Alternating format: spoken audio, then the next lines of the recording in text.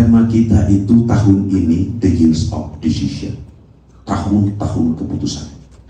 Ya, diambil dari Yoel 3 ayatnya yang ke-14. Bisakah tampilkan? Yoel pasalnya yang ketiga ayatnya yang ke-14. Banyak orang di lembah penentuan. Ya, sudah dekat hari Tuhan di lembah penentuan. Hari-hari ini kita sedang berada di dalam lembah penentuan. Teman-teman boleh baca di kitab Yoel, hanya 3 pasal. Saya baca dari pasal awal, bolak-balik. Gambarannya itu tepat zaman sekarang.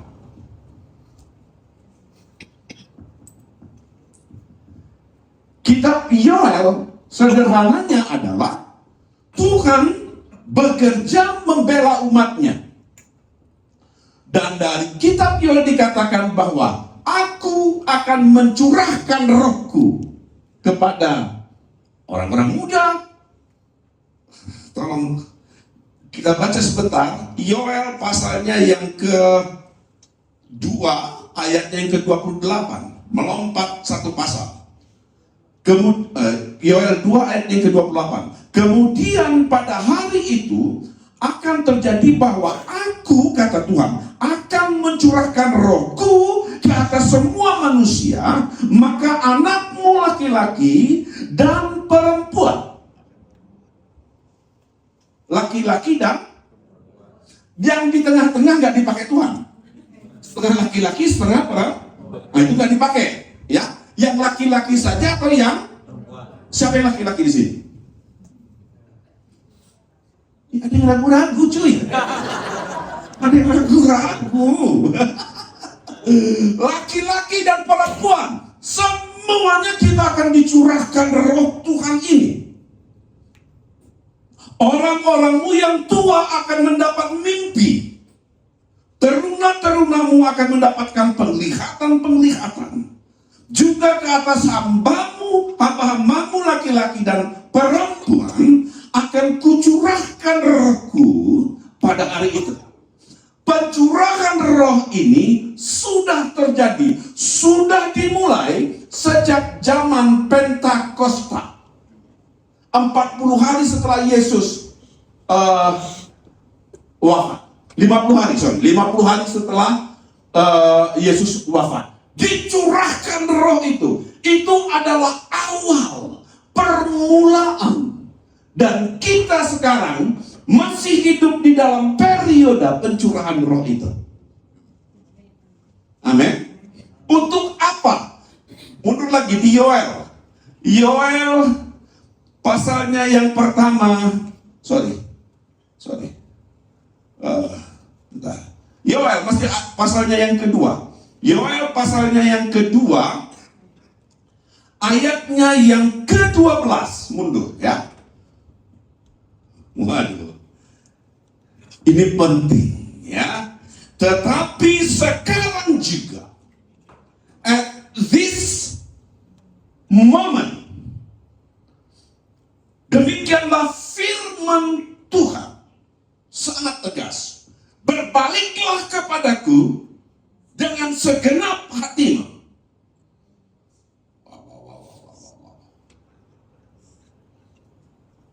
Dengan berpuasa, dengan menangis, dan dengan mengadu.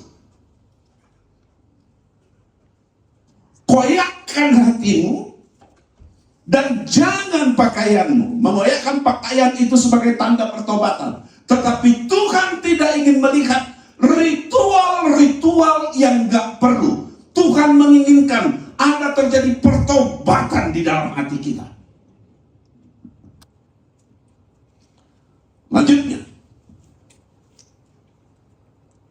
berbaliklah kepada Tuhan Allahmu, sebab Ia pengasih dan penyayang, panjang sabar dan berlimpah kasih setianya, dan Ia menyesal karena hukumannya. Kalau kita baca kitab Yoel, Tuhan sedang berperkara untuk membela umat-umatnya. Dengan tangannya yang perkasa, dengan hatinya yang cemburu, dia bergerak memberkati anak-anaknya. Hidup kita ini tidak semuanya di tangan kita. Ada tangan Tuhan yang mengendalikan sejarah umat manusia. Tangan yang sama juga mengendalikan hidup kita. Bapak marga apa, Pak? Marga Ginting. Bapak pernah hitung berapa banyak uban Bapak? Enggak dihitung, Pak ya. Bapak tahukah bahwa kalau satu rontok, Yesus tahu. Keren ya. Cik Yuni, anak kita umur berapa? Cantik. Nah, Tuhan sudah tahu pakaian pengantin yang dia pakai. Amin. Apalagi yang kita takuti dalam hidup ini. Ke PowerPoint, jangan jauh-jauh. Korbannya cuma dikasih waktu 1 jam ya. Ke PowerPoint. Jadi kalau kita baca kitab Yoel ya, baca yang cuma 3 pasal ya. Yoel 1, Yoel 2, Yoel 3. Jadi sepanjang 1 tahun ini kita akan mengerti kenapa tipe khotbahnya kayak gitu. Kenapa pas awal tahun Nugala dia hadir di dia gitu ya. Yang galak-galak. Nah, oke. Tema kita itu adalah hikmat di dalam lembah. Karena tahun-tahun ini Tuhan sedang bekerja, pasti. Dan iblis sudah tahu bahwa dia kehabisan waktu.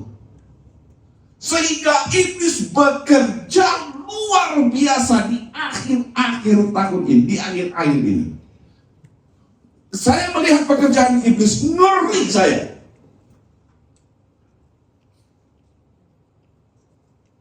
Kenapa? Karena iblis sudah tahu dia bahwa waktunya sudah tinggal sebentar lagi. Sebentar lagi Tuhan akan datang. Amin. Sebentar lagi Tuhan akan datang. Amin. Ya mudah-mudahan aminnya pelan sih. Aku belum kawin. Udah pernah kan aku khotbahkan? Ya, nggak apa-apa Tuhan Yesus datang. Kalau lu kawin nanti lu kirim undangan sama Tuhan Yesus, dia datang. Angpaunya lebih gede ampaunya. Kan gitu ya. Jadi waktu Tuhan sudah sangat dekat. Diperlukan keputusan dari anak-anak Tuhan. Dan poin pertama yang ingin saya bagikan, untuk mengambil keputusan dalam hidup ini, kita perlu intervensi sorga. Kita perlu campur tangan sorga dalam kehidupan kita. Kenapa? Karena kita tidak tahu apa yang terjadi minggu depan. Lagi tahu yang terjadi minggu depan? Nggak tahu. Nggak tahu. Minggu depan kau sore-sore jam 4 pakai celana pendek, pakai kaos apa? Kau nggak tahu. Nggak tahu juga. Jangan-jangan gua sudah nggak ada. Betul? Tahukah kita apa yang terjadi besok? Nggak tahu. Kenapa? Jangan-jangan nanti malam Yesus datang. Yuk nak, kita pulang aja ke surga yuk. Daripada lu di bumi susah, di surga kan enak, makan tinggal makan. Jalanannya aja dari aspalnya aja dari emas. Gila. Dan wah, nggak ada sakit, nggak ada penyakit, nggak ada hutang, nggak ada jatuh tempo. Hah? Mau ke surga? Siapa yang mau ke surga? Nanti malam? Kita jadi orang Kristen tuh lucu. Udah tahu surga enak, diajak ke surga? Belum. Makanya berkat Tuhan itu sebenarnya bagi yang siap menerima. Siapa yang mau menerima berkat dari Tuhan? Ini nggak jebak. Siapa yang mau menerima berkat dari Tuhan? Nanti malam. Siap? Masih angkat tangan. Dan berkat terbesar Tuhan adalah bersama-sama dengan Dia di sorga. Siap? Siap, itulah ya. Nah, untuk mengambil keputusan kita harus selaras dengan kehendak Tuhan. Saya merenungkan kitab Yoel. Kita tidak akan pernah bisa terlepas dari tangan Tuhan. Kalau kita mau menyerahkan hidup kita sepenuhnya ke tangan Tuhan, saya cuma percaya bahwa Tuhan sudah sediakan berkat terbaik. Bukan soal berkat, saya bukan Kristen berkat. No. Saya tidak tertarik dengan berkat. Tetapi berkat jasmani maksudnya. Ada berkat-berkat selain berkat jasmani yang lebih besar. Pertama, berkat-berkat jiwani. Apa itu berkat-berkat jiwani? Pikiran yang tenang, hati yang tenang, tidur itu enak, nggak ketakutan. Ini gimana ya tagihan bulan ini kayaknya nggak pernah kepikir gitu. Tenang, enjoy, mau sukacita. Mukanya bukan kayak pepaya gantung, tapi mukanya kinclong. Karena kenapa? Jiwanya penuh dengan ketenangan. Mau? Penuh damai sejahtera, penuh sukacita. Kita mau, itu disebut dengan berkat-berkat jiwa. Jiwa yang kuat, jiwa yang sehat. Belum lagi berkat-berkat rohani. Berkat-berkat rohani yang paling sering kita nikmati adalah ketika kita baca firman Tuhan. Kita mengerti firman Tuhan itu. Kita diberkati. Dan dalam hati kita muncul keinginan untuk bertobat. Nah, baca dulu ayatnya. Yakobus 1 ayat 5. Tetapi apabila di antara kamu ada yang kekurangan hikmah, saya bisa pastikan 100% kita kurang hikmah. Ya.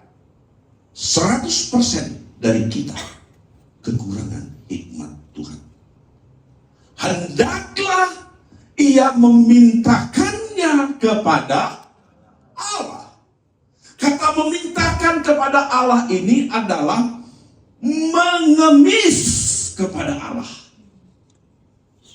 Bukan minta cuma, kalau lu beri gua dapet, lu gak beri ya udahlah, cicailah. Bukan. Tapi kita betul-betul meminta dengan mengoyakkan hati kita, dengan berpuasa, dengan mengeluh, dengan menangis, dengan menjerit agar hikmat itu datang ke dalam hidup kita. Oke? Kepada Allah yang memberikan kepada semua orang dengan murah hati. Bahasa Inggrisnya, dan dengan tidak bangkit. Saya bangkit nih maksudnya apa gitu ya? Kalau dalam bahasa Inggrisnya itu lebih keren lagi. Jadi Tuhan itu akan memberi dengan kontan, dengan segera, dengan tanpa menahan. Kira-kira seperti ini. Ki, pinjam handphone, Ki. Langsung dapat. Udah? Cari handphonemu. 2 jadi 1. Bulan. Sampai hikmat dari Tuhan. Siap ya? Dan dengan tidak bangkit, maka hal itu akan diberikannya kepadanya. Jadi, kalau kita butuh hikmat, kita minta hikmat Tuhan. Saya kenalkan ada 3 macam hikmat. Pertama, hikmat manusia. Kenapa PowerPoint saya jadi berantakan? Pengkhotbah 1 ayat 9 harusnya kecil. Kenapa jadi gede ya? Saya sudah semalaman begadang loh, bikin cantik, nggak ada yang di luar kotak, itu di luar kotak. Kecilin cuy. Nanti kalau ada jemaat yang foto, khotbah PPT-nya Pak Nelmar itu berantakan. Kecilin pengkhotbahnya. Oke. Manusia pertama itu adalah hikmat manusia. Hikmat manusia adalah yang kita peroleh melalui buku. Ketika kita baca buku,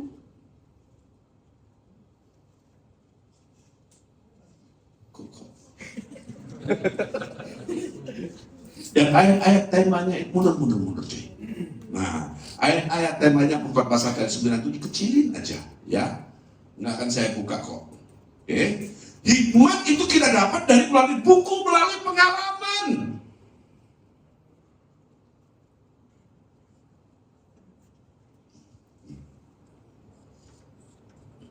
Nggak apa-apa kok. Mereka sudah bekerja. Tepuk tangan dulu dong bagi tim multimedia. Udah berusaha luar biasa ya. Tapi tampilkan aja PPT-nya sambil dikerjain juga boleh. Iya. Atau nggak apa-apa deh, jelek deh. Udah nasihat. Kembali ke PowerPoint. Hikmat manusia. Sifat hikmat manusia ini sangat terbatas dan dipengaruhi juga oleh pengamatan-pengamatan. Sifat hikmat ini dipengaruhi oleh filsafat. Dan dewanya atau yang disembah melalui hikmat manusia itu adalah tradisi. Saya ingat ketika saya menikah dengan dengan istri saya, maksudnya menikah dengan adat, tidak adat full. Jadi ada satu adat istiadat di Indonesia yang mengatakan seperti ini. Kami sudah diberkati di gereja, jadi udah sah dong jadi suami istri. Udah sah belum cuy? Udah. Dia bilang itu belum jadi pernikahannya sebelum diberkati dengan pesta adat. Yuk. Jadi pesta adat itu lebih tinggi dari pemberkatan gereja. Itu yang disebut dengan tradisi. Ya, pendidikan dan logika. Siapa yang di sini S3 kuliahnya? S2? 1. S2. S2 S3? Belum paten kalau belum S3. Kalau orang Batak bilang kalau belum S3 belum paten. Ya kan? Kenapa? Kurang bagus pendidikannya. Ya kan? Hikmatnya masih kurang. Loh, mau ngomong apa lagi? Berarti yang paling berhikmat di Rock Jabar siapa? Hanya Profesor Bob Foster. Karena dia yang sudah profesor. Kalau kita masih kekurangan hikmat, jadi hikmat manusia itu terbatas. Dia nggak tahu apa-apa. Oke, sangat terbatas. Kita kadang-kadang ingin promosi, bahkan di dalam pelayanan pun kita ingin mempromosikan diri kita. Never, itu nggak pernah terjadi. Hikmat ini murni dan penuh dengan damai, serta membantu kita menjalani hidup kudus. Makanya kita membutuhkan hikmat ilahi itu. Dan hikmat ilahi, hikmat sejati akan selalu konsisten dengan firman Tuhan. Cuma masalahnya adalah kita nggak baca firman Tuhan.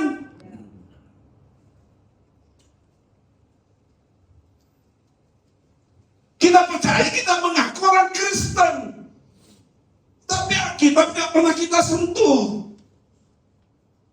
Terus nanti ketika mati sok pede. Hai Yesus. Yesus bilang, siapa? Jemaat Cipanas loh, jemaat Cipanas. Aku hujan-hujan hadir loh. Siapa? Loh, masa kau nggak ingat aku? Aku melakukan mukjizat mukjizat loh di Cipanas. Orang yang lumpuh itu bisa mendengar.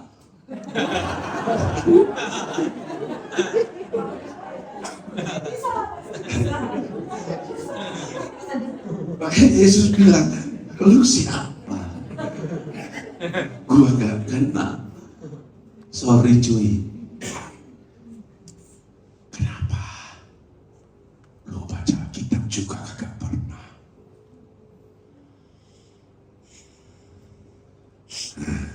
Siapa yang suami istri? Masa bapak gue itu terus? Istri kan? Paling enak suami istri itu ngobrol. Coba kalau Ciyuni 1 bulan gak ngobrol cuy, gak WA gak apa. Lu sakit kepala gak? Demam kali. Bener gak? Aku yang paling aku tunggu-tunggu tuh WA dari istriku. Ketika dia bilang, hati-hati ya bang, I love you. Love you too, honey. Gambar love.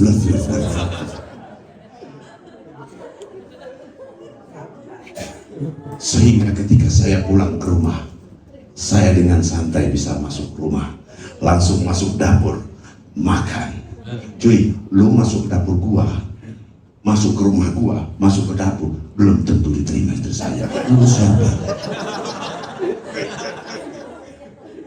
Ya, kalau Ricky atau Ciyuni atau siapa yang dia udah sering tahu kenal, ya mungkin bisa diterima lah ya. Kira ini atau ya diterima lah gitu ya. Kalau lu tiba-tiba datang ke rumah gua, maksudnya kalau kita nggak baca firman Tuhan tuh kita tuh ngobrol sama Tuhan. Jadi kalau lu datang ke surga, itu orang sudah lihat, wih ini mah kopengnya Yesus, kata malaikat. Petrus maksudnya. Itu mah bahaya ini. Kopengnya Yesus. Baca firman Tuhan setiap hari. Jangan dihalangi, langsung aja VIP. Taurat Tuhan itu sempurna. Dia menyegarkan jiwa kita. Peraturan Tuhan itu teguh, memberi hikmat kepada orang yang tak berpengalaman. Mazmur 19 ayat 8. Bahkan Amsal 2 ayat 16. Sebab Tuhan memberi hikmat, dari mulutnya datang pengetahuan dan pengertian. Dan firman Tuhan itu sudah ada di dalam Alkitab. Cuma lu gak baca.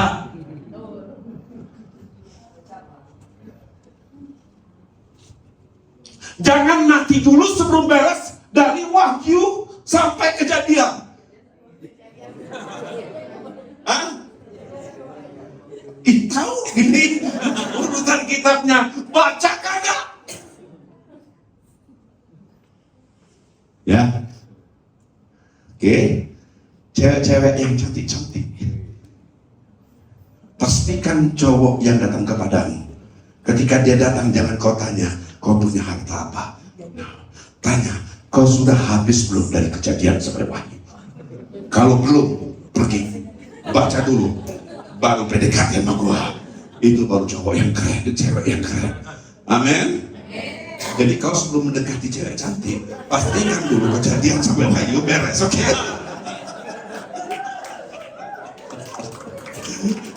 Oke. Hikmat sejati dan peran Roh Kudus. 1 Korintus 2 ayat 12 dan 17. Dan 12. Karena kepada kita Allah telah menyatakannya oleh Rohnya.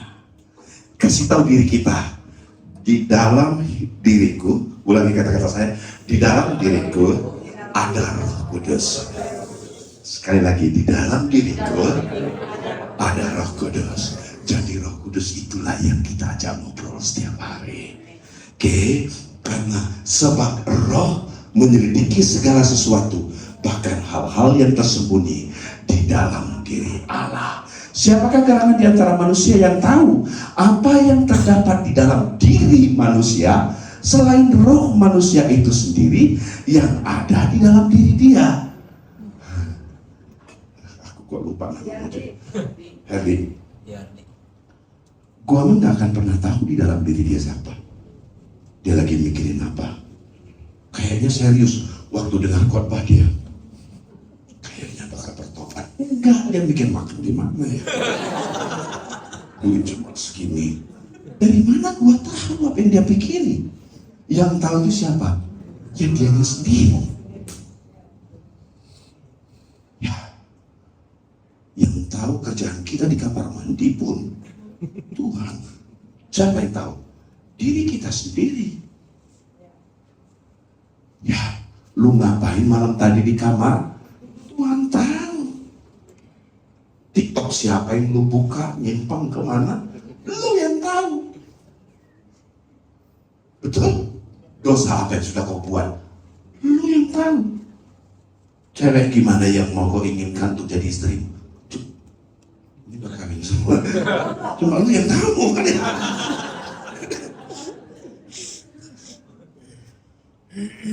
Begitu juga dengan roh Allah. Yang tahu persis apa di dalam diri Allah hanya roh Allah itu sendiri.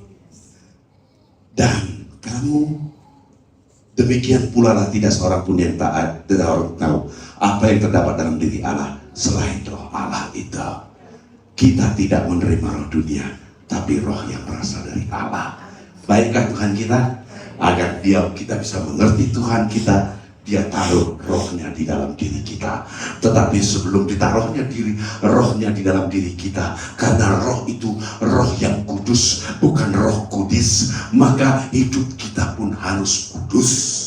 Hidup kita pun harus suci. Tapi kita tidak bisa menguduskan diri kita, tidak bisa mensucikan diri kita. Itu sebabnya Yesus harus mati di kayu salib untuk menebus dosa kita, menyucikan kita, menguduskan kita, agar kita layak untuk ditempati oleh Roh Kudus.